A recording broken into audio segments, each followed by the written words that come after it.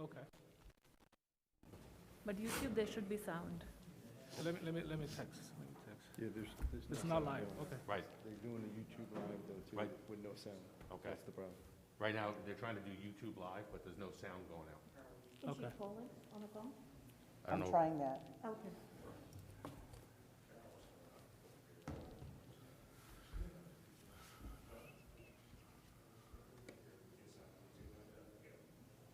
You got YouTube, okay?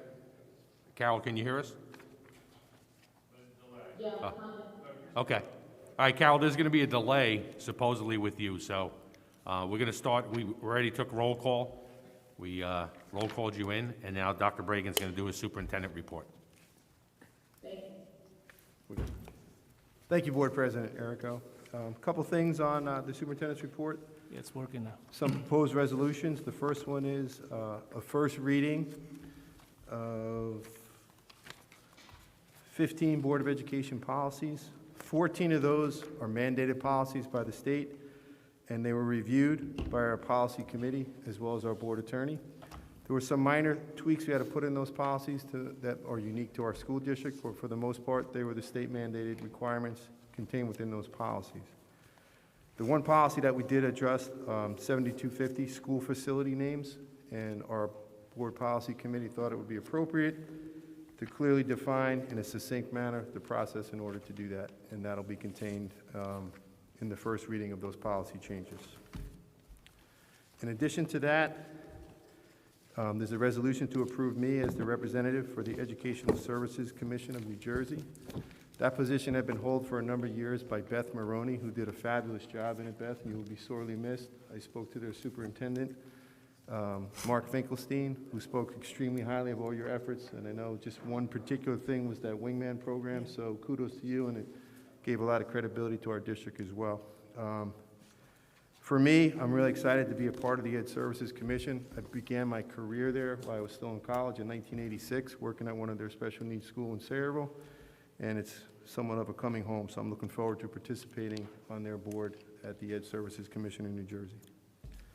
Next up, you'll find a resolution for the 2020-2021 New Jersey Quality Single Accountability Continuum, otherwise known as NJQSAC, a statement of assurances across the 5 district performance review areas: instruction and program, fiscal management, governance, personnel, and operations.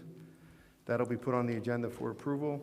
Once that's been approved, there should be an on-site visit scheduled with the state where they come in and verify it. We reviewed all those DPR areas with our administrative team, and we met 100% compliance in all those areas, with the exception of instruction and program.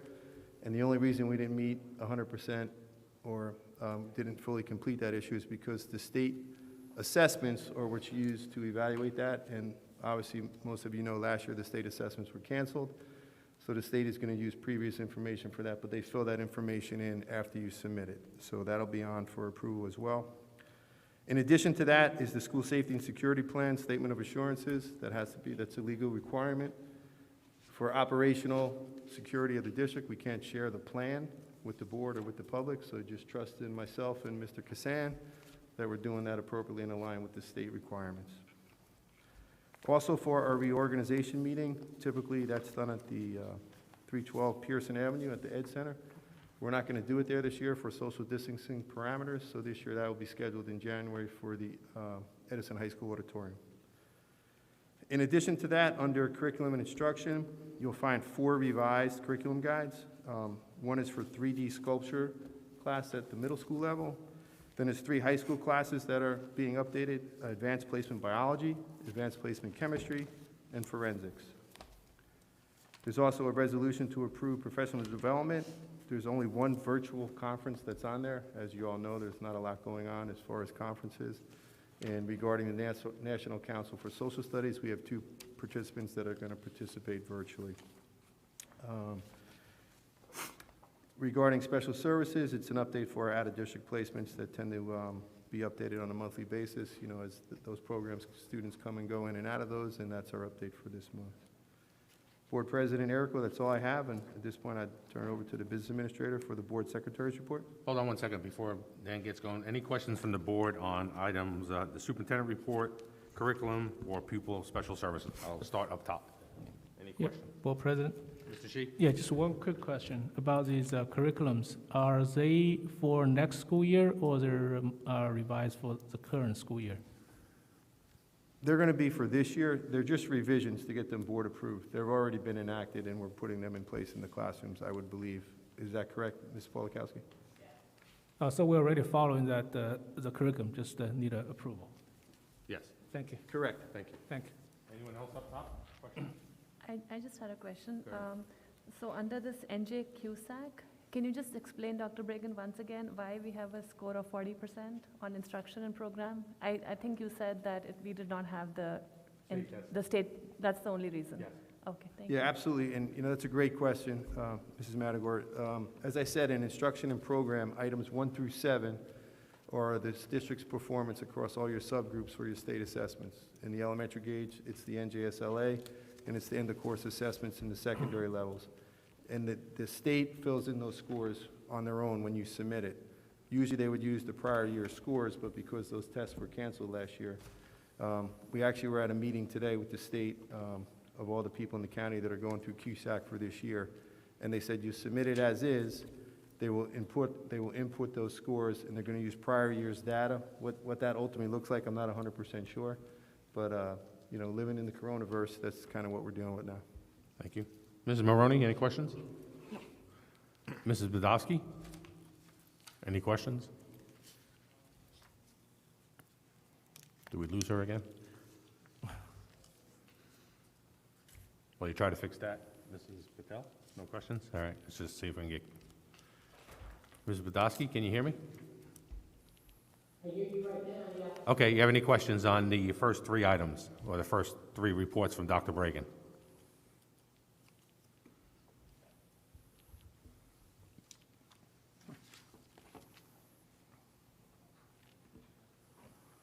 Guess she's out again.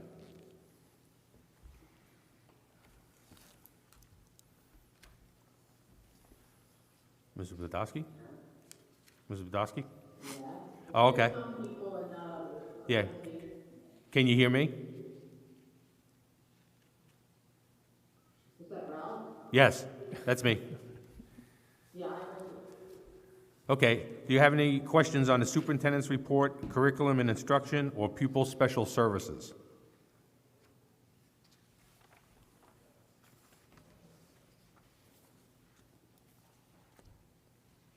Any questions? No. Thank you. Those, and if you have any questions, just let me know. Item number 2 is the investment report for the month of October. We received interest in the amount of $6,033.79, bringing our total for the year up to $23,724.17. The next set of records are our Board Secretary's report for the month of September. And we also followed out with the Treasurer School of Money's report, also for the month of September. The next item are the resolutions we'll be presenting for next Tuesday's meeting. The first item is the transfer of funds. Now, this is the first month that we have the 10-month people's salary. That Excuse me. Mr. Dameron, please, please. What's going on? Mr. Dameron, one more time, I have to ask you to leave. Wait till your public portion, you come up and speak. Thank you. So we have a transfer of funds in the amount of $1.2 million. If you notice, you'll see that everything except for 3 lines are regarding salaries. When we put this budget together, we do it in February, and there's a lot of changes between February and September when we have employees come and go. We have some new students coming in, and you'll notice most of these happen to be in the area of special ed. I know that Dr. Conklin has been opening up additional self-contained classes. In February, at the time when we put the budget together, we weren't aware of these additional students coming in. So all we're doing in this case is just shifting salary monies from one budget line to another. The only lines that are not salary are health supplies, custodial supplies, and both of those are because of COVID supplies we needed, And the other one is workman's comp, because our workman's comp premiums were a little higher than I anticipated, so I didn't budget enough in that line. Next item is a grant. We received some information regarding a grant that's available, $10,000 per school, up to a total of, well, actually for any school that has a playground. Because what this is for like a canopy to go over the playground to keep the kids out of the solar for, the sun. And we're applying for each one of the schools that have a playground. We're not sure exactly what we're going to receive, but we are putting in for $10,000 for every one of our elementary schools, as you can see. And we need board approval to submit that, and once we receive information on how much we're getting, the board will then have to accept those funds. Next item is the grant for the Alyssa's Law. It's in the amount of $916,166. We did receive notification that we're going to submit that for that. Mr. Kassane is the one who's working on that for us, and this is really for the silent alarms that we have, the panic buttons that we have, for notification directly to the police department, and the state has provided $966,000 for us to actually do that. Next item is a grant for the State Farm Good Neighbor Grant for $10,000 for each one of the schools, Edison High, TJ, and Hoover, for the AVID program, and we need board approval to submit for that. Next item is another grant for equipment. This is a brand new, we just got this, we never heard of this before. We can go for up to $20,000 for up to 8 schools to replace some of the old food service equipment we have. So we want to submit for that. We're submitting for not to exceed 160, because $20,000 for 8 schools is 160 max. I doubt we're going to get that, because we can't exceed 20,000, and you can only put in for 2 items. So if you go for a freezer for 8,000, you go for another freezer for 8,000, that's 16, so you're not going to get to 20. But just in case we do, I want to make sure I'm putting in for not to exceed 160. That's the max we can get.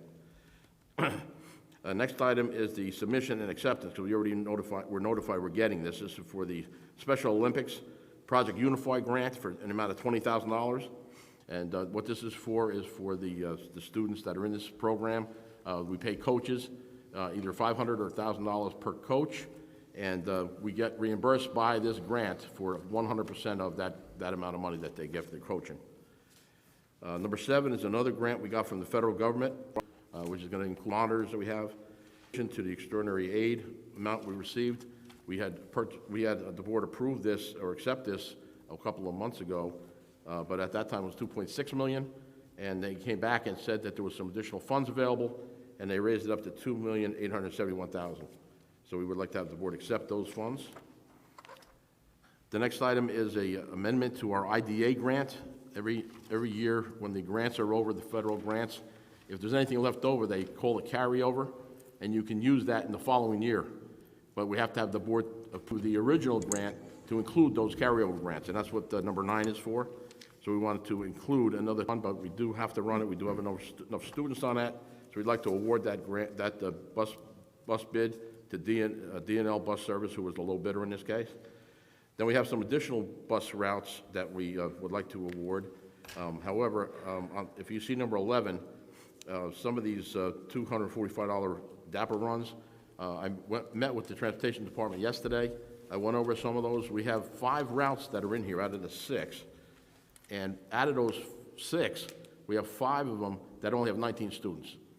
I want to table those 5, because I want to be able to do that with an in-house bus transportation, one of our own people. It's going to save us $6,145 need it, and I would assume we're going to need it when the time comes we come back to school full-time. But at this point in time, I'd like to table those 5 that will be on the agenda for Monday being tabled. The rest of them we do need at this point, but you're also going to notice that there's quite a few no bids. So right now, the ones that are no bid at this point, if we need them, we're doing them on a temporary quote that we go through the Edge Service Commission for. Mr. Michaud, real quick question. Yes, go ahead. The LN 1, 7, 8, 9, 10, and 13, we're going to table? Yeah, there's only one that we are going to run. Which one? We are going to run number LN 10, I believe it is. That has 17 students on that one run. Okay. All the rest of them, there's no more than 7. We have one that only has 1 student, a couple that have 1 or 2 or 3 students, and there's no reason to run 5 routes at $245 a day. Understood. I just want to make sure we got the routes correct. So 1, 7, 8, 9, and 13 will be tabled Correct. and pulled off the agenda for Monday? No, they'll be on the agenda because they were part of a bid, but we're going to put down that we're tabling. So we gotta table it. It's going to Gotcha. stay tabled, Thank you. okay? The next one is for athletics. This one's for, no, this is to and from school also. This is a rebid. This is the 19, remember we had 19 routes the first time in October and nobody bid on 19 of them? Well, we put them back out and we still have a number of them that still have no bids.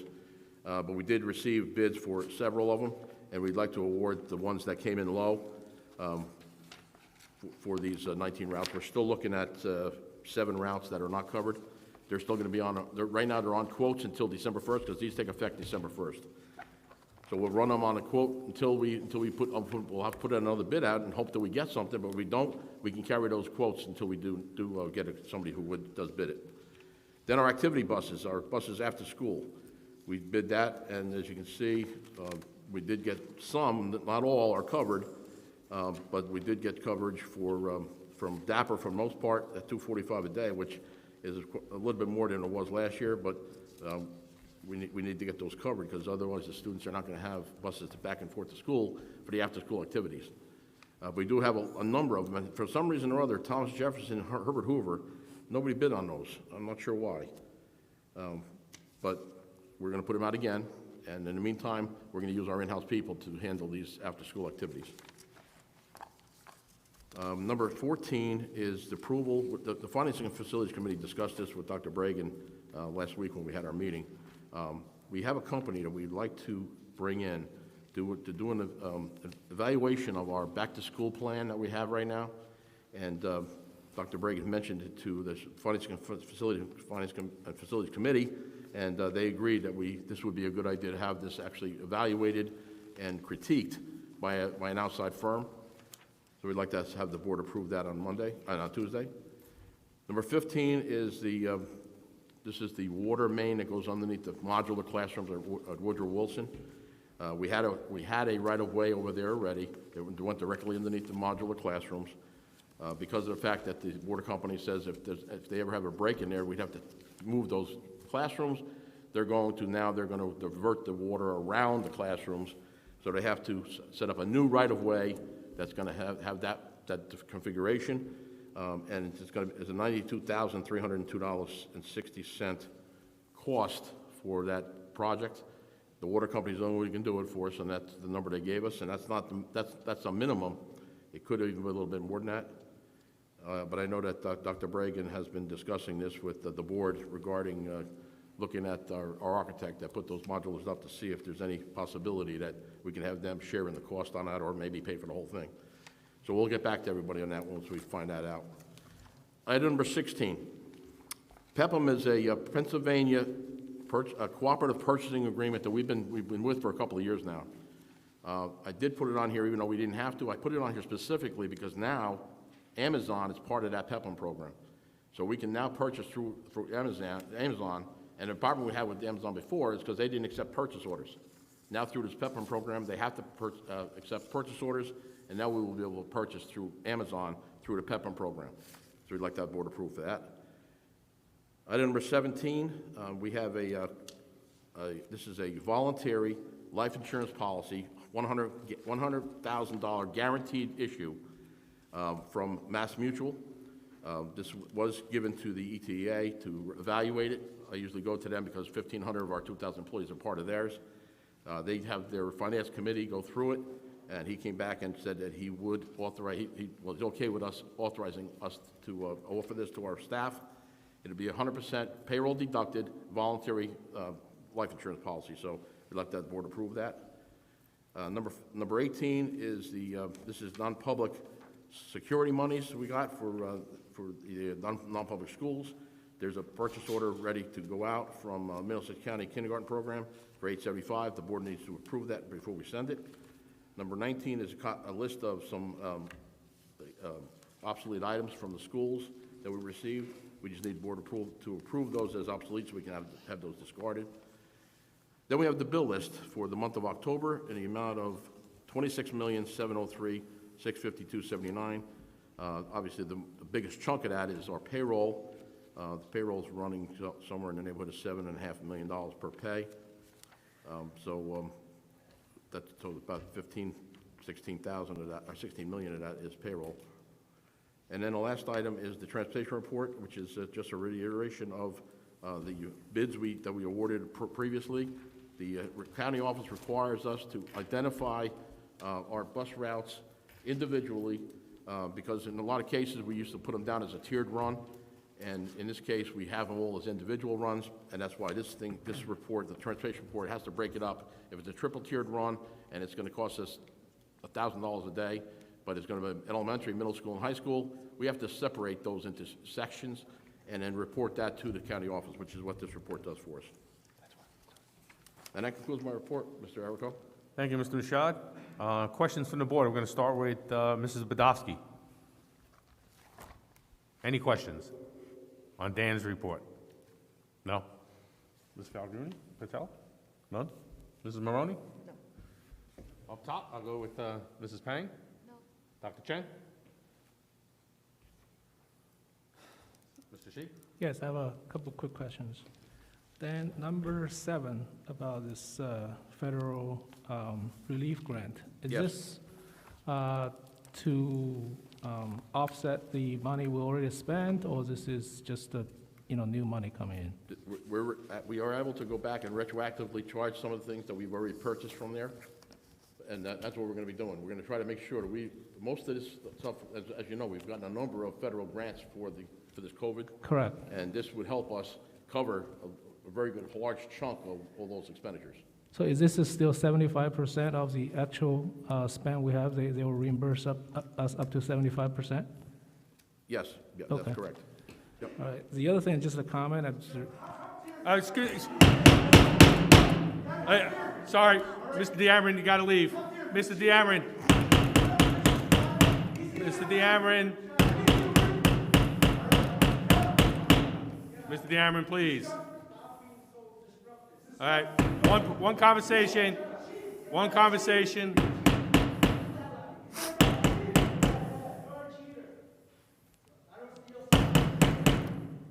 Thank you, public. All right, I'm sorry, Mr. Shi. All right. So this is still 75. So the other thing, I just want to make a quick comment. I'm very happy to see a lot of these grants that's coming in, and hope this is because we have a new grant writer that's helping us on this. I'm really happy to that. And some of these are new grants, which is really, really great, and some of the other are the traditional. So that's on top of that, we add more. The other question is number 14 on this consulting services. $37,500. Did we bid on this, or this is, since this is professional services, we don't need to go for a competitive bid on that? Well, it's under the bid limit, so we just needed a second quote. It's not a professional service.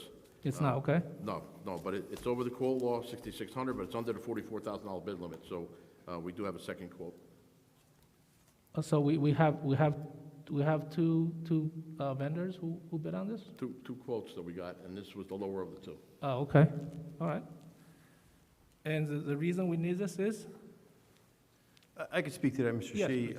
I contacted this company because I heard that they were doing these services where they come in as a third-party oversight to your policies and procedures in addition to your on-site application of those policies and procedures in the dealing with trying to mitigate the impact of COVID on your staff and students. And we thought, when we brought it up with the Finance and Facilities Committee, it'd be nice to have a third-party oversight that would do one of two, perhaps one and more things, but to take a look at our stuff and say, hey, you're doing a great job, keep it up, or hey, you're doing an okay job, these are things you could do to enhance it, make it more effective. So there's a policy oversight, there's a procedure oversight from our manuals as well as our policies in place for a restart and recovery, but also coming on site and looking at the practices as they're applied in each of the buildings when the students and staff come back. We thought that third-party outside person, as a company coming in and giving us a look, gives us a real transparent approach to seeing how effective we are in implementing what we say we're doing, as opposed to us just walking around and saying, yeah, we're doing a great job. So that was our thought, and that's why we included it on there. Okay, thank you.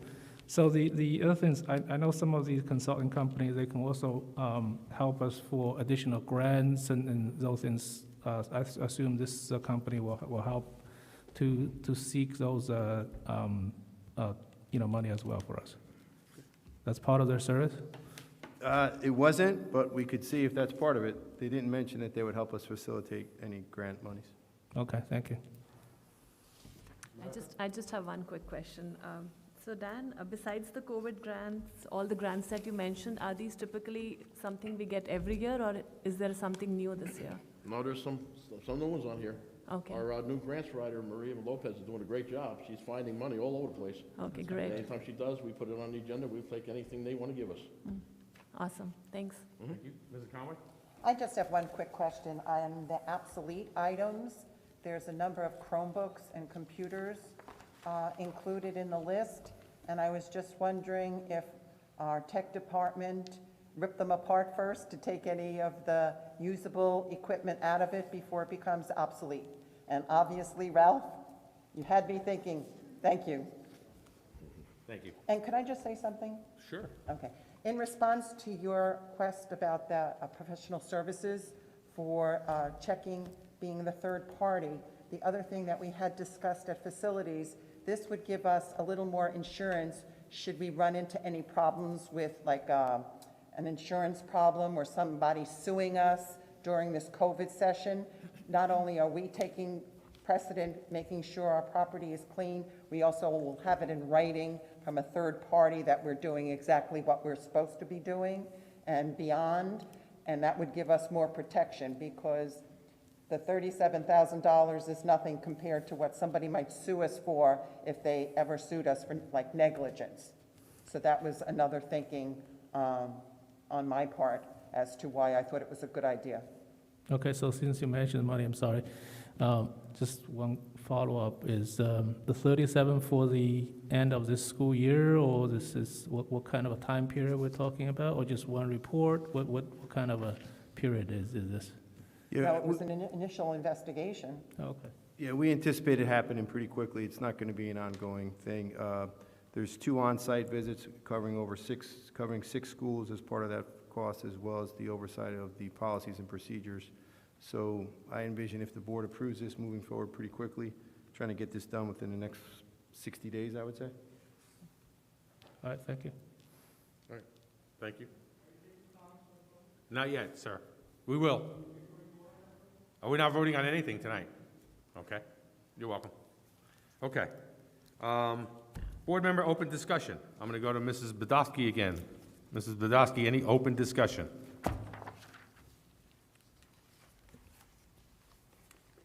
I don't think so. I can barely hear what's going on. I apologize. No problem, thank you. I'm going to start up top again. Mrs. Pang, any open discussion? Mrs. Pang? No. Oh, thank you. Dr. Chen? Nope. Mr. Shi? Yes, I'd like to speak to the last, so if I can. Excuse me? I'd like to be the last one speaking, if I can. Yeah. No. Not at this time, maybe later. Okay. Mrs. Bell? Yeah, I just had one quick thing. I wanted to thank the students and staff of Lindenall School who put together such a heartfelt video for the Menlo Park Veterans Memorial Home, as it was featured on My Central New Jersey. So I just wanted to thank them for doing such a good job with that video. Thank you, Mrs. Patel. Some good news. Mrs. Maroney? Nothing at this time? Nothing at this time. Okay. I just have one announcement. I think I was just texted a message that tomorrow night, Edison High School is playing a football game. 7 p.m. versus Hillsborough. I think it's a playoff game or consolation game, whatever they're calling it. But if the public's around, 7 o'clock tomorrow night, Edison High School.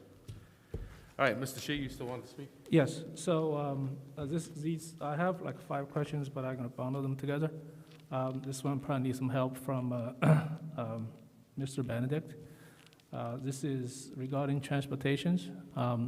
We heard quite a lot of transportation challenges. We know it's not easy. We have bus not showing up and so on. So if you can comment on that, okay? Then the other things related to transportation, we spoke at the previous meetings, is about the GPS tracking. And we know that we have the mechanism, we have the tools to do the tracking. Just want to follow up on where we are on that. And the other question, it's in your area, is residence verification. We spoke this probably for a long time. Now we have a new staff that's on board. I just want to find out where we are on these two items. Thank you. Okay.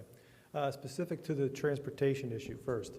One of the reasons we ran into issues with the buses, we had bus shortages as far as drivers with our contractors. They began what we call consolidating routes. So in some instances, you had 6 routes consolidated to 1. And so what we did was we reached out to each of the contractors and said we want a list of all these routes as to how you've consolidated them so that we can keep track of them as a way to head it off. Because what we found was there was a lot of movement with the students as they were coming back in, students who were coming from remote to in-person, and we wanted to make sure we knew where they were and at the same time what the bus companies were covering. We knew what resources we had as we headed into the beginning of the year. We had a number of uncovered routes, as Mr. Michaud mentioned. We had a number of things that weren't bid out. So what we did was we consolidated a number of buses to open up our resources so that we could start covering those routes that were uncovered. So that in part is where we had some fall down with respect to those buses. To your GPS question, we have the geo-tracking installed on 10 of our buses.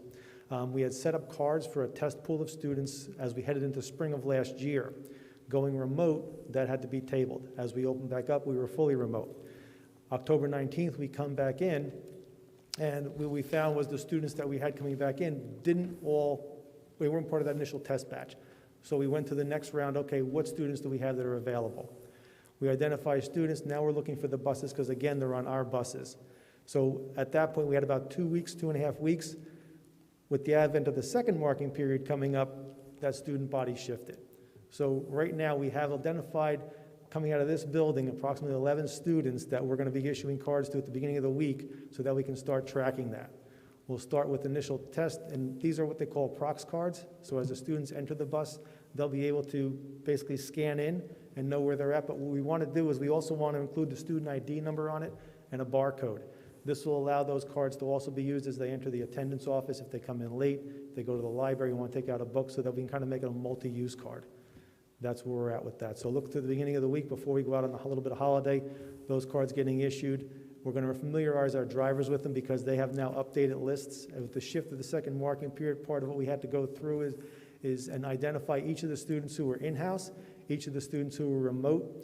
For the students who are in-house on a 4-day or who are sticking to the AB schedule, we had to identify those because we also have to report out all of that student attendance to the state. It's one of the 15 new NJ Smart areas that came out this year. So that's where we're at with that. The residency checks, we have been doing residency checks. Our new investigator is out in the field. He's going out again tomorrow morning to understand how that process actually works.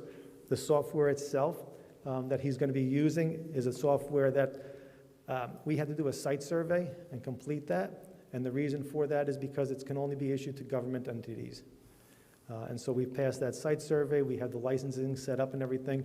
And he's now familiar with the process. He was hired over the course of the summer. He started his 15 days beforehand. He's been working in the office, understanding how the paperwork flows, what he should be looking for and everything. And as that goes through, those addresses for new enrollments will be initially batched in batches of 1,000. And as they come up, it'll search and reveal where people are residenced per this software functionality. And then that's what we'll use for the leads and be able to identify them and then go through the process to move somebody out if they're not actually in Edison, make contact with them and verify that they are in fact not in Edison the way they've told us they are. Okay, so just to follow up on that. So I thought that when the students actually, when they initially come in, they go through our enrollment center, we go through a rigorous process. So there's less of a chance of non-residents enrolling our schools. The issue is more afterwards, after a couple of years, people move out, we don't follow up on that. So these kind of verification, we're more talking about the students who are already in the system for several years, and that, we need to track whatever the required 4 or 5 documents, let them submit, and then, we look at these documents and make sure that these students who enrolled, 4 or 5 years ago is still have all these documents that they're in the system. So is that something we're gonna look into, or we're just gonna? We can do that. What we're looking at doing is initially hitting the people who have just come in. And part of the reason for that is with the COVID and the pandemic, we have so many people who are enrolling, the process is coming in online. State regulation says you really only need one proof to open the door and get in. You have 30 days to submit the remaining documents. So for people who haven't given us all 4 of them, we're going to follow up on that procedure. They get the proper notification. The next step that we're going to go through are those individuals who have been on affidavits. And the reason for that is because they may not actually have those. Those are the people that you'd consider to be the most likely individuals who haven't given you the proper information. And as we go through that, we will then proceed to the next batch of students or the next grade level. What we'll look to do then is hit the grades from going from 5th to 6th grade and then 8th to 9th grade as we begin to spread out. When you batch it into the system, you're looking at 1,000 that you put in at a time, and then you have to search and come back. It's a very sensitive software, I'll phrase it that way, but it's something that will go and look for everything that needs to be looked for and cross-reference it, and then it's really human filtering to go through and see what you're going to actually look at and how you're going to go about doing it. And then from that point, we would send our standard initial notification of ineligibility as we are required to under regulation. Okay, so just after, before the end of the school year, will we be able to validate at least, 1 full grade or a couple of full grades? Yes, we're looking to have validated probably close to 4 grades. 4 grades? That's Okay, what we're looking to, yeah. Thank you very much. Okay? Thank Okay. you. Thanks, Rich. Anything else, Mr. Chief? Yeah, the other thing is more for Dr. Bragan. This is some of the comments that I saw from the parents. You want me to do 3 at a time or just 1 at a time? 1 at a time. Okay. So the one is a lot of parents are concerned because our neighboring schools are going to full remote, and we know that our data is much better. So just a comments from Dr. Bragan as to your thoughts and things regarding what's going on about the other district and our district. That's a great question. And also, we had a survey for the middle school students, if you can, so for the second marking period, if you can just comment on that as to the hybrid plan that we try to do. Thank you. Okay. Great question. As many of you may be aware, some of our neighboring districts have elected to go totally remote. One of the local ones next door is Woodbridge. I think Old Bridge decided today. Piscataway, New Brunswick, and a few others that I can't call to mention right now. I don't remember. However, every district is unique. Every district has its own number of cases, has its own staff member needs, has its own concerns within that district, and it's unique to that district. Sometimes in the county and in the state, people tend to make generalizations, and if it's good for one, it should be good for all. So I can't speak to what the cases are in other districts or other places, but we're trying to follow as strictly as we can the New Jersey Department of Health, the Edison Township Department of Health, as well as the Centers for Disease and Control protocols for what we should do and how we react when there's a positive COVID case. Since we returned to in-person instruction, and by the way, in-person instruction is for those people who chose that option, adults that are 18-year-old students as well as the parents of students that are minors. They elected to come in a hybrid model, and we only have a half-a-day portion, a single session model where we don't have lunch to try to minimize exposures so that students can be wearing masks and staff members the entire time.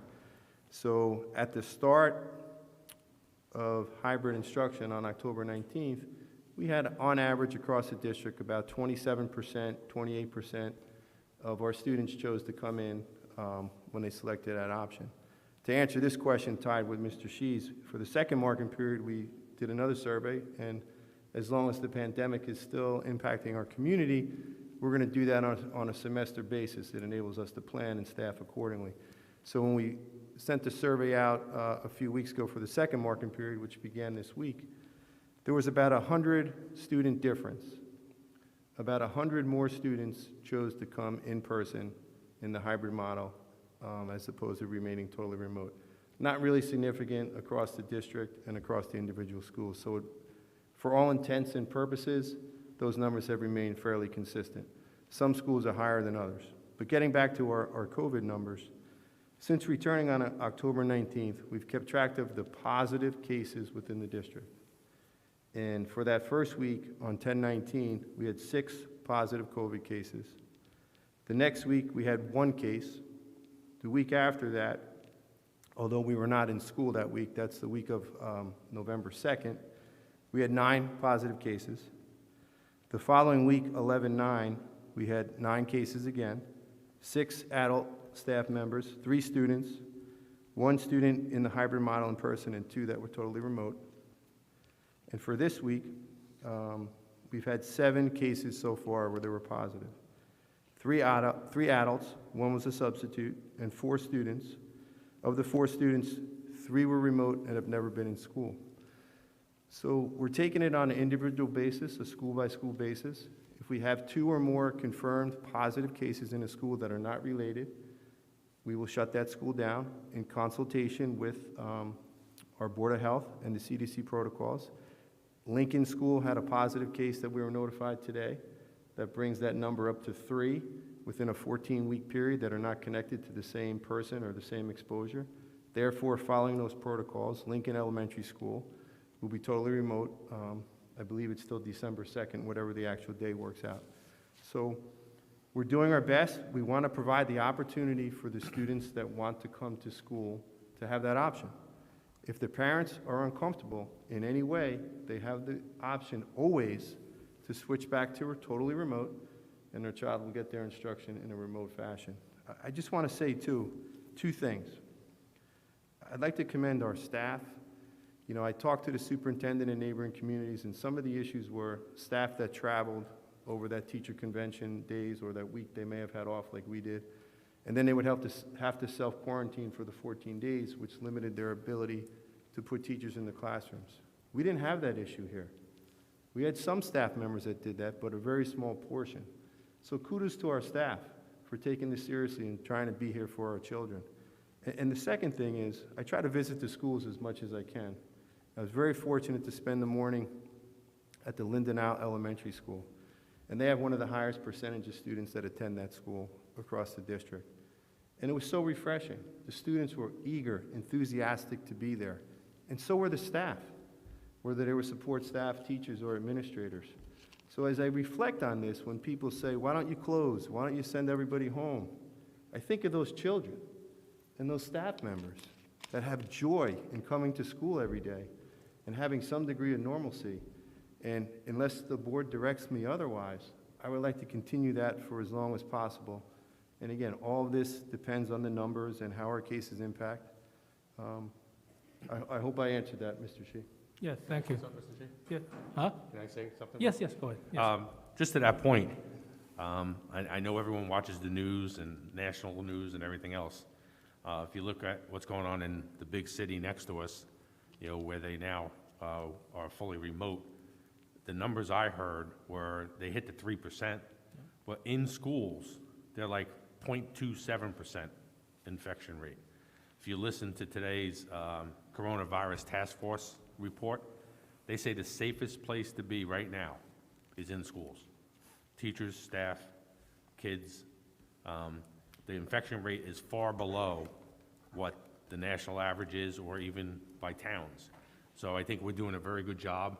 Our custodians need a lot of credit for keeping the buildings clean and cleaning it almost hourly, probably, and doing a great job overnight, disinfecting and spraying and everything else. So I think with the help of everyone, including our great custodians and facility managers and teachers and staff, I think we're doing a fabulous job. And as long as we can keep the kids in school, because that's really where they need to be, I think it's a great thing that we're doing.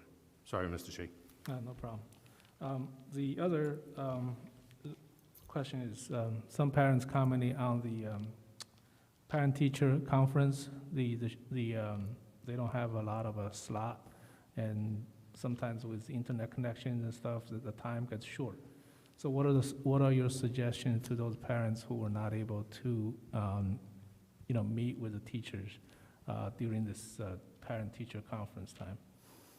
I did hear a few of those comments, not many, but a few parents had difficulty scheduling their conferences. You know, as a father of 3 daughters, I know that was difficult for me as well, as a working parent, trying to get that evening conference slot. Sometimes they booked up very quickly. I would encourage the parent to reach out to the teacher to see if there's a time they could schedule outside of the dedicated conference time to meet. The teachers I know in this district would be more than willing to do that, and if they're not able to do that, just contact the building principal. If that doesn't meet with success, have them contact me directly, and we'll make sure we facilitate that. But again, it's been my experience that if you contact our teachers and would like to discuss your child's performance and you were unable to be scheduled or meet that time where the conference was, they're usually more than willing to accommodate that. And if not, please let us know. Thank you. The last question, this is a happy one. We saw in the newspaper that we are extending our lunch program from 5 days to 7 days. Can you comment on that a little bit? So, thank you. Absolutely. You know, one of the things the Food Service Committee made on last week was to discuss other options, how we could feed, you know, some of our most food insecure students during this difficult pandemic time. And it actually came from the committee, but it was also a suggestion from, you know, 1 or 2 of our families as well. If the parents that are coming to pick up their foods, instead of coming on a daily basis, was there a way that we could somehow make it maybe on a weekly basis? So the work of the Food Service Committee, you know, the members of the board that were on that committee, as well as Mr. Michelle, myself, and the members from Chartwell's, decided that we're going to offer a 7-day option. The logistics are going to be on the website on how you sign up for the food, how you order it, and we're going to pick it up at both of the high schools, at John P. Stevens High School here and Edison High School on the other side of town. And I think the first pickup is scheduled for Wednesday, December 2nd. I'll get more parameters on that, so don't hold me to that date. But obviously, we don't want students walking home with that much. It'll be too heavy. The weekend meals, we saw some of our elementary kids, it was kind of heavy carrying those bags with 6 meals in it. But the 7 days worth of meals will be delivered in a box. It'll be obviously food that can last for that duration and gives some degree of food security for those families most in need. And as opposed to coming every day, they can get it on a weekly basis. And we also decided that we would have that as an option. You don't have to choose that option, but if you do, that's one way to do it. Because we did hear from other parents that really liked the idea of picking it up every day. They thought it was fresher. So kudos to everyone for that. Again, as Mr. Shee said, that's a definite positive for us. Thank you. That's Thank it. you. Any more comments up top here? Mrs. Conway. Yes, Ralph, thank you. I just wanted to say 2 things. The first thing was on last Friday, I attended the Edison Special Ed Parent Advisory Council via Zoom, hosted by Dr. Conklin, and it was a superb presentation by the 2 behaviorists, Ms. Diane Sickle and Miss, I don't want to put, Despana Facilis. It was a fabulous presentation. It was something that I would wish we could put out for the public to see, because they gave such great suggestions that everybody could take advantage of. And I invite any and all parents to attend the meetings in the future, because it was so beneficial. I was so impressed, and I thank the ladies for giving such a wonderful presentation, and both helpful and educational. The other thing I would like to say is, because there's such great things going on in Edison, I am so proud of all the good things that are going on. But at the same time, I am very hurt by the press that we are getting about the negativeness of our township. I guess the latest one was the other day in the Star Ledger, depicting Edison as a horrible place, and it can't get more politically horrible, and it did. And I was so upset by it. I just felt that I have to mention that we need to work on this. We need for it to come to a fruition, at least the Board of Education's problems, so that we can spend all our time working on the important things that matter to the Board of Ed and not politics. And I would reach out to anyone that is involved with it, because I don't know specifically. It's all hearsay at this point, but if anybody would step forward or step down and get this over with so that we can continue what we're here for, and that's to give the students, all 17,000 of them, the best education possible by being in support of Dr. Bragan and what his vision is for this district, rather than have to fielding questions constantly on the politics of this town. I know all towns have a certain amount of politics, but Edison is a big municipality, but I don't feel that we should have a bigger share of negative politics. So I ask anyone that has anything to do with this, please either step up, step down, or get out. Thank you. Thank you. Anyone else on the lower level? Mrs. Podolsky, I guess you could hear us. You have anything to say? Anything to say?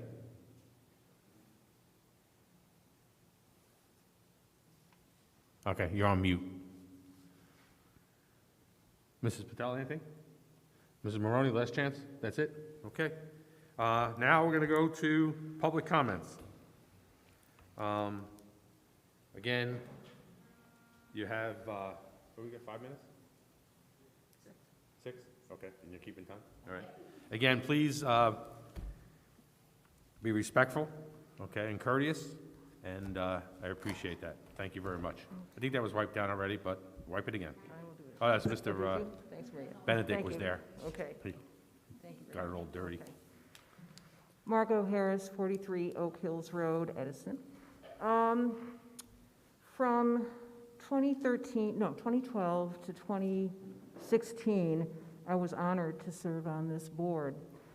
And in 2014, I believe it was, we voted at that point, the school board elections were held in April at that point. And yes, the turnout was low, but the diehards came out and they voted for the candidates. In 2014, we had a vote on moving the Board of Ed elections back to November with the general elections.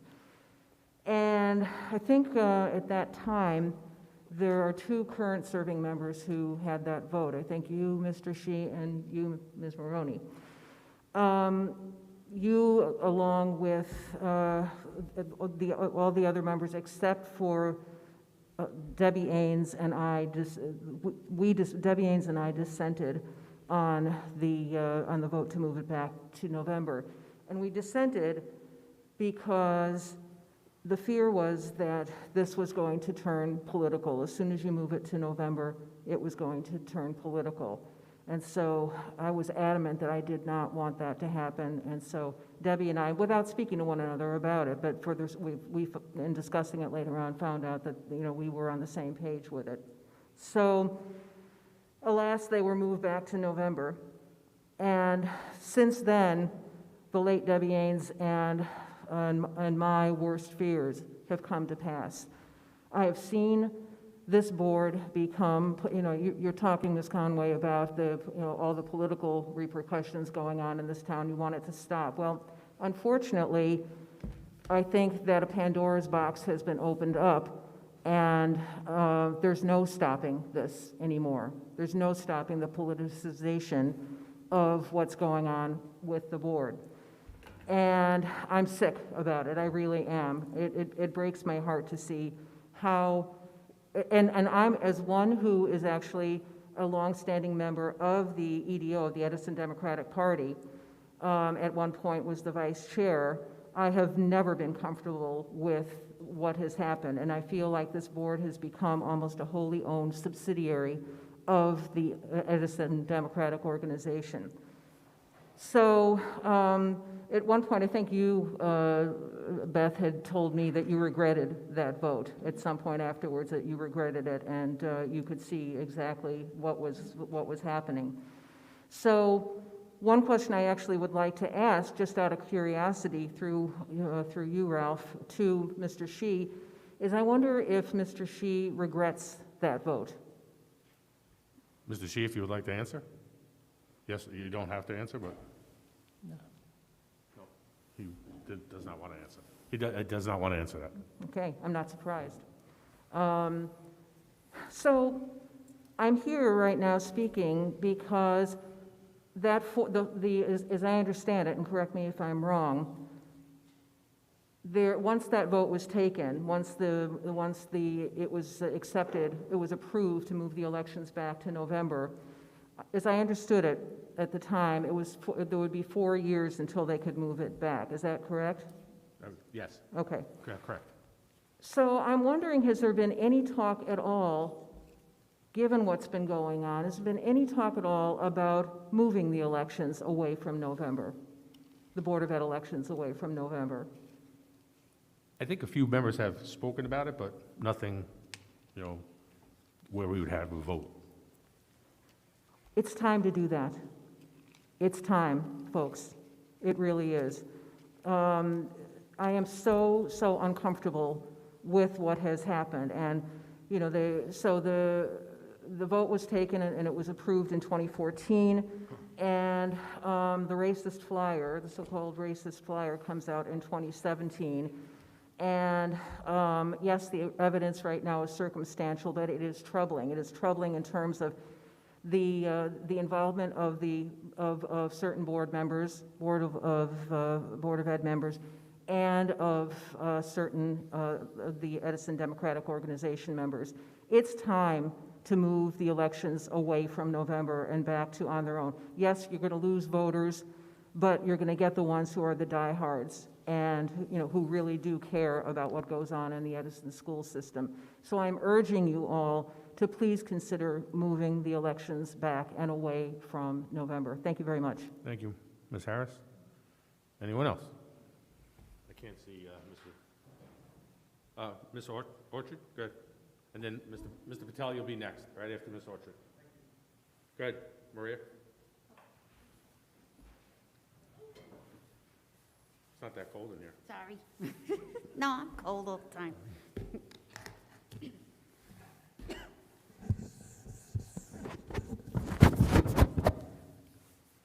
She's a professional, by the way. I'm Maria Orchid, 83 Jefferson Avenue. First, I wanted to say I had worked the elections on the previous Tuesday, and I want to say the young people that came out to assist was a huge help. We did have a lot of people volunteering, and as well as say that's an underpaid job. But yeah, there were a couple of 16-year-olds that were eager to help. So I was hoping, as they get older, they continue their service. The other thing is, I think at one time the council did vote, but it was turned down to move the elections back to April. I don't know if maybe you want to check on that. And forwarding up on, have we made any progress? I know nothing's being done right now, but on the overcrowded issue, at some time, the kids will be coming back. Mm-hmm. And I know we had that commission, and was there any further talk with the township about what other lands are available, quality for our school children? Thank you. Just to let you know, Ms. Orchard, there is continuous talk with the administration. I know Dr. Bragan has spoken to the township. We also have spoken to some private owners of property. I think one of the items is we're going to discuss in closed session, but the administration has not forgotten about the overcrowding issue. I will let you know that, and neither has the board. Thank you. Mr. Patel.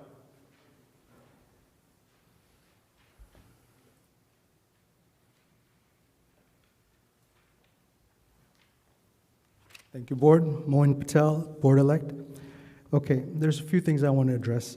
One thing is about the elections being pushed back to the summertime instead of November. I think it should be in November, where everyone gets a chance to voice their choice to make sure that they're represented. So that I would disagree for moving back. Okay. Second thing is the approval, for the approval of policies, first reading. Do we have details in regards to all the items that the BA had addressed. Is that available online, or where is it that we can take a look at the details of what we are looking to approve? Thirdly, you brought up the politics of everything that's happening in the township. We were talking about issues based on the Board of Ed. This is something that has been that's been happening in the township. It should stay there because this is part of the Committee of the Whole's investigation, which is another farce. I'm going to read a letter I sent out to them because it was brought up. I want to address this at this moment so we could put an end to this nonsense. All right? Dear Council President Ship Freeman, I write to express my shock and outrage regarding the actions of the Edison Township Committee of the Whole. This committee has taken nearly 3 years to investigate the source of the racist flyers. They were sent to Edison residents in 2017. To date, the committee has spent hundreds of hours and thousands of dollars in legal fees and produced zero substantive evidence.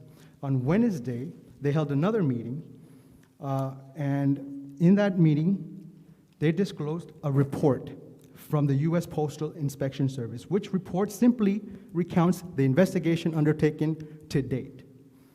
Instead of advising the public that the postal report does not contain any findings, the Committee of the Whole treated it as proof of the unsubstantiated statements contained therein.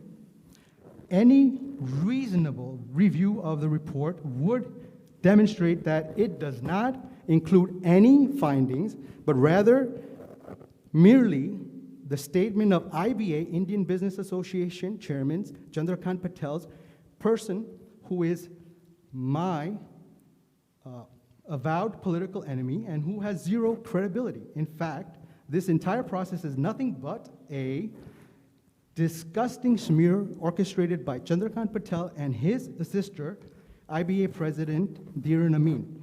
A month before the school board election, in the hopes that it would derail my candidacy, the allegations made by Chandrakant Patel are malicious and completely false. I have neither knowledge of the person or persons who sent out the racist flyers, nor was I ever at Chapati restaurant when the flyers were allegedly being created, as claimed by Chandrakant Patel. Allegations in the report are patently false and defamatory, and categorically, I deny everything that they said. All right? This kangaroo committee run by Councilman Robert Deal, which is friends of a lot of people, and Sam Joshi, who instead of maintaining the air of impartiality and fairness, are blinded by their hatred of their political opponents. The committee has followed a questionable process from start to finish. The fact that no one had reached out, no investigation team, nor committee of the whole had reached out to me, and they were saying my name in front of everybody, using the whole bully pulpit to accuse everybody. They're the investigators, they're the judges, they're the prosecutors, they're everybody, right? This was, from day one, a political stunt by the opponents to push this out. Every year, this comes out. Every time there's an election, this comes out. Enough is enough. You're right, 100%. It has to end. That doesn't belong here. It belongs over there. Leave it there. Let's talk about issues that represent our students and our taxpayers, period. Thank you. Thank you, Mr. Patel. Ralph? No, we're not going to have back and forth. No, I just wanted to clarify something. Oh, go ahead. I'm not going back and forth. I don't do that. The only thing I want to say is I agree, but once the Board of Ed's name is mentioned, they include us, and I wish it didn't. Did it? No, we all do, believe me. We all do. Miss, right here? Miss? Board President Eric, could I just comment real quick? Sure. I think Mr. Patel asked about the first read for the 15 Oh, I'm policies. sorry. Whether We're gonna you answer could your read question. those or not. About the policies. And they will be at the Tuesday's meeting They'll be at the Tuesday's meeting in full print for review. for review for the second time. It will be posted, That's the first read. right. That's the time, if you had comments, you would comment on it at Right. that meeting. The second, they don't get enacted till the second reading, which will be the following board meeting. So Right. that is the time to do that. Yes. All right, Mr. Patel? You're welcome. Go ahead, miss. Mr. Johnson, you're behind the TV. If you want to speak, you're going to have to move over to your right. Good evening, Dr. Bragan and board members. Padmaja Chinta from Edison. I know it's been a few days since the election, but it's the first board meeting since then, so I just wanted to congratulate the winners and commend other candidates who ran. I also want to acknowledge publicly the almost 8,000 people who believed in what I stood for, what my team stood for. I am truly, truly humbled and grateful for the support. Our cause may have fallen short, but let's not let it fall away. You know, democracy is a powerful thing, but it can become dangerous without any checks and balances. So I urge everyone who voted, regardless of who they voted for, to continue to stay engaged and make their voices heard. Now I just want to talk as a parent. As a parent, I was really surprised, actually shocked, to read the news that came out 2 days after the election. I'm not here to point any fingers or make any demands. Enough of that has already happened. But we are talking about some serious allegations here.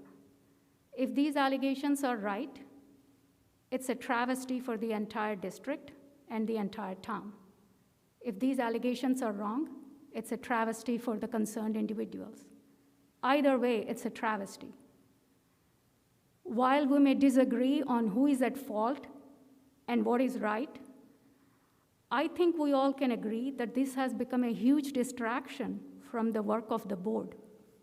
Some of the public bickerings between current and future board members is very unfortunate and frankly does not behoove of elected officials. It takes time, energy, and focus away from the only job the board has to do, which is focus on education. So at the end of the day, it's our children who are losing out in all of this. So I'm here because I want to put the focus back on what's best for our children, and that is to have the undivided attention of the board. So towards that end, I was very surprised that I did not find any policy that governs situations like this. So I want to request the board and urge the board members to formulate policy so that this does not happen again. If there is an active federal investigation against any member, please consider having that member abstain from participating in the board's work during that time. This is what happens in police departments or governments or even some private companies. When individuals have investigation ongoing, they are put on administrative leave. I understand this is not a paid position, it's a part-time voluntary job, but we need to protect the sanctity of the system. So I urge the board to consider formulating policy or passing a resolution or whatever it is that needs to be done to put the rules in place so that we are not found in the same situation again in future. What is done cannot be undone, and change is hard and it takes time and there is resistance. But the time is now. Let's not normalize this mess. Let's not make a mockery of our school district. Our children will be the one who will be at a loss, and this will also turn good people away from participating and getting involved in the school board. I hope this board will keep that in mind as they formulate policy. Thank you. Thank you. Sir?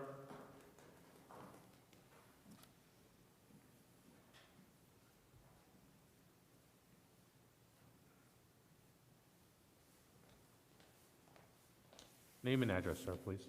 Venkata Bandi, 318 Westgate Drive. Thank you. Thank you. First of all, I would like to thank Jerry, White, and Mohin for winning the elections. And I also would like to thank the members that are leaving, especially Fad, we miss you soon. I think, it is very unfortunate that somebody like council, the committee of the whole, who doesn't have a sanctity, and it is not even a federal investigation like somebody said. It's a postal investigation. They don't even have a courage to come forward. They didn't even share the evidence. They really added people 3 years back, and they changed the names after 3 years. Where is the sanctity? And bothers me because 8 years back I moved to this town from West Coast, that JP Edison is a great school. Guess what? I moved my son to the public school, from public to private school. I'm not sending my school to the high school here. My daughter is here, though. Are you guys the guinea pigs of the council? Today, one of their council members was fined for $100 for ethics committee. Do you think that you guys are being, diverting tactics that where the council is completely filled with dishonest people? They're using BOE as a pawn so that they want to deflect people to BOE instead of actually blaming themselves. I'm telling you today that we have inefficient people as a councilman, dishonest people as a councilman, and why the hell they're coming to the BOE? BOE is for the good people. BOE doesn't have much money. BOE is for the students. Where is the overcrowding issue? What did we do for the staff? What are we doing for the attendance maintenance? What are we doing for reducing, increasing the school ratings? Compared to when I came here, Edison used to be top. For the last 4 or 5 years, we're going down. Did we make a policy? Did we work towards it? Why are we wasting time talking about nonsense from the council, talking from the nonsense from others? Let's not politicize this BOE. This BOE is non-partisan. I wanted you guys to focus, give a damn about the council, damn about the people who are blaming politics. No EDO, no Republicans. It's pure non-partisan group. Can I bring my kid back to the school? No, because this is completely rotten with politics. Can we clean this up? I heard that one of the admin has resigned. I'm hearing another BOE member is going to resign. What the hell is happening here? I truly don't understand. The politics completely took the control of the BOE, and B, you will not be the guinea pigs of the council or the EDOs or any other political body. Can you guys stand up on your own and say that I am promising myself that in the next 1 year, the Edison High School's ratings will be from 30 or 40 to the 20, whereas our neighboring schools are improving and we are going down. Can we rate you? Before we vote you in future, the first question I'm going to ask you guys is, did you help school ratings to improve? Did you guys support Bregan to get the school ratings improved? I think it's enough is enough. People gave the mandate to Jerry's team. Jerry, I'm looking at you, your team, that we voted 14,000, 12,000. I ran 3 WhatsApp groups of the parents. The 0% tax is first thing that we look up to you.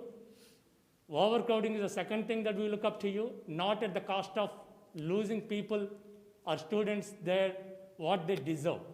Number 3, all of you, if you guys don't help school rating improve by at least 10 points next year, I think none of you guys deserve here. I'm very honest, and you guys have to stand up and get act together and pass a resolution. Tell council that clean your shit first. You have dishonest people. Your members are fined for $100. What is the $100 fine today? Is it a joke? You guys are all honest people. I'm giving you, I believe truly, you guys stand up and pass a resolution and issue a warning to the council that don't dare BOE name to your deflection strategy. Please work together. I think I look up to Shivi. I look up to all other people because they help us. Shivi, Shannon, Jerry, and Fal helped us with the parents. They reduce a lot of noise in the WhatsApp groups. They are the one who is bringing all this issues to you. I wanted this collaboration to continue, and please help Edison Schools great again. Don't give a shit about what council says, what EDO says, what Republican Party says. Thank you. Thank you, sir. Anyone else from the public? Last call. No one? Okay. Public portion is closed. Can I have a statement here? Absolutely. Okay. So I just want to have a quick statement here. I am elected to serve the students and the residents here. I do not want to waste time of this back and forth political vendetta. So on November 5th, I made a statement to all the news joints, which our fellow council members sent to the investigative report to all the news outlets before they give it to their fellow committeeman and committeewoman. The council folks has to get the report from the news media. So this is a statement I sent to the news media on November 5th. I, Jerry Shi, has never been to Chowpatty with boxes of racist flyers. Chandrakant Patel's claim of me delivering or putting stamps or labels on racist flyer is a flat-out lie. And I'm also going to read this into record, a sworn statement from Councilman A.J. Patel. And I have some copies here. If anyone has interest, you can come over and get it. Some of the board members have seen it, some probably have not, but I have copies here.